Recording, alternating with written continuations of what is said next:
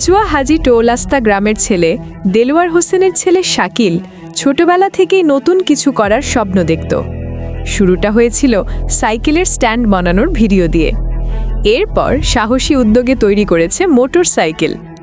মাত্র 4 মাসের পরিশ্রমে বানিয়েছে এই বাইক। খরচ হয়েছে ৬২,২০০ টাকা। শুরুতে গ্রামের মানুষ হাসাহাসি করলেও শাকিল হাল ছাড়েনি। আজ সবাই তাকে প্রশংসা করছে। প্রাতিষ্ঠানিক শিক্ষা না থাকলেও শাকিল নিজেই শিখে নিয়েছে ইউটিউব দেখে। তার নিজের ইউটিউব চ্যানেল আছে, যেখানে দেখায় কিভাবে বিভিন্ন জিনিস বানানো যায়।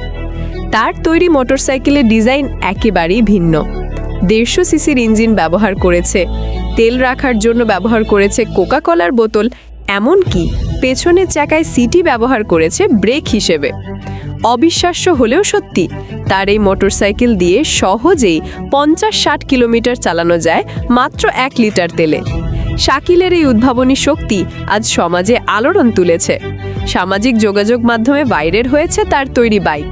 যদি সরকারিভাবে সহযোগিতা পায়, তবে সে ভবিষ্যতে আরও বড় কিছু করতে পারবে ইনশাল্লাহ। শাকিল প্রমাণ করেছে, মেধা, পরিশ্রম আর ইচ্ছা থাকলে কোনো কিছুই অসম্ভব নয়।